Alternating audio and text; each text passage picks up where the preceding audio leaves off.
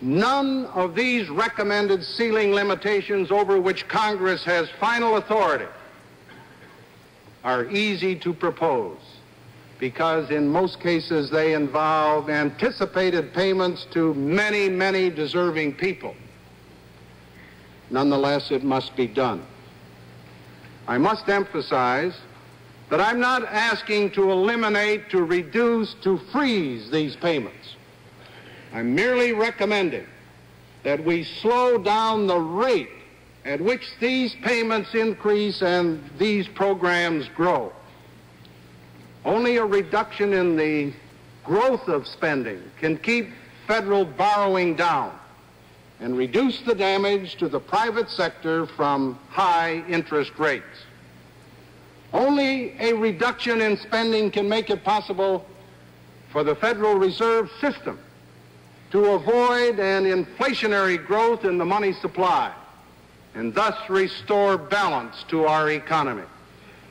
A major reduction in the growth of federal spending can help dispel the uncertainty that so many feel about our economy and put us on the way to curing our economic ills. If we don't act to slow down the rate of increase in federal spending, the United States Treasury will be legally obligated to spend more than $360 billion in fiscal year 1976, even if no new programs are enacted. These are not matters of conjecture or prediction, but again a matter of simple arithmetic. The size of these numbers and their implications for our everyday life and the health of our economic system are shocking. I submitted to the last Congress a list of budget deferrals and rescissions. There will be more cuts recommended in the budget that I'll submit. Even so, the level of outlays for fiscal year 1976 is still much, much too high.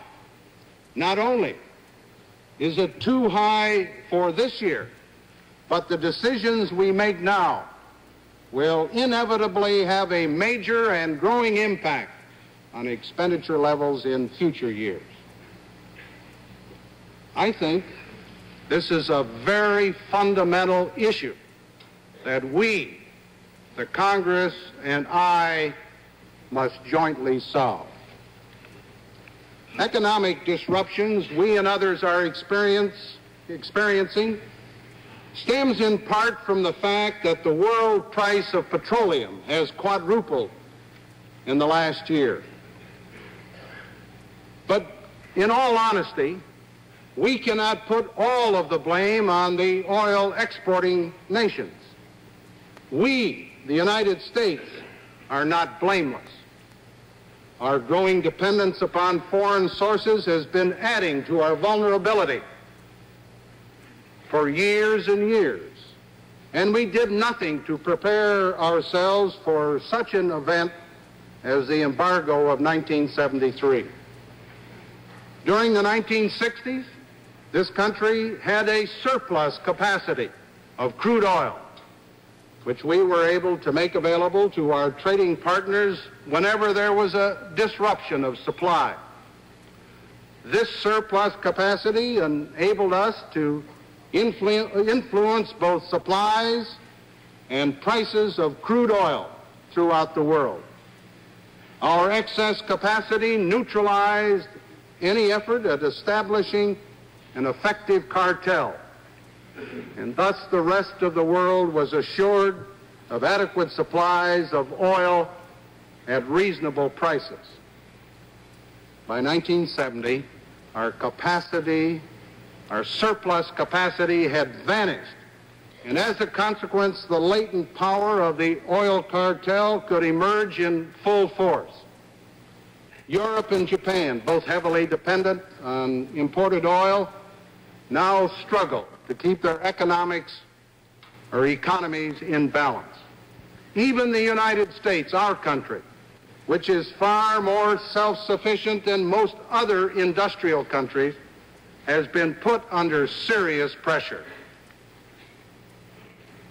I am proposing a program which will begin to restore our country's surplus capacity in total energy.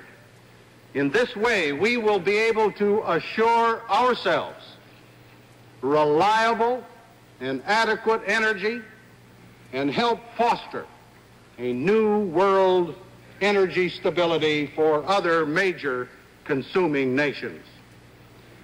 But this nation, and in fact the world, must face the prospect of energy difficulties between now and 1985. This program will impose burdens on all of us with the aim of reducing our consumption of energy and increasing our production. Great attention has been paid to the considerations of fairness, and I can assure you that the burdens will not fall more harshly on those less able to bear them. I'm recommending a plan to make us invulnerable to cutoffs of foreign oil. It will require sacrifices, but and this is most important, it will work. I have set the following national energy goals to assure that our future is as secure and as productive as our past. First, we must reduce oil imports by 1 million barrels per day by the end of this year and by 2 million barrels per day by the end of 1977. Second, we must end vulnerability to economic disruption by foreign suppliers by 1985. Third, we must develop our energy technology and resources so that the United States has the ability to supply a significant share of the energy needs of the free world by the end of this century. To attain these objectives, we need immediate action to cut imports. Unfortunately, in the short term, there are only a limited number of actions which can increase domestic supply. I will press for all of them. I urge quick action on the necessary legislation to allow commercial production at the Elks Hill, California Naval Petroleum Reserve.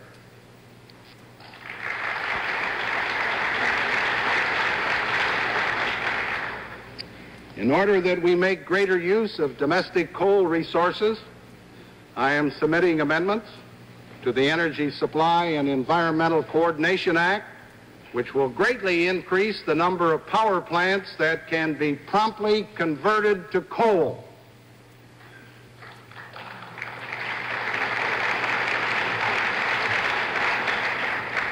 Obviously, voluntary conservation continues to be essential, but tougher programs are needed, and needed now.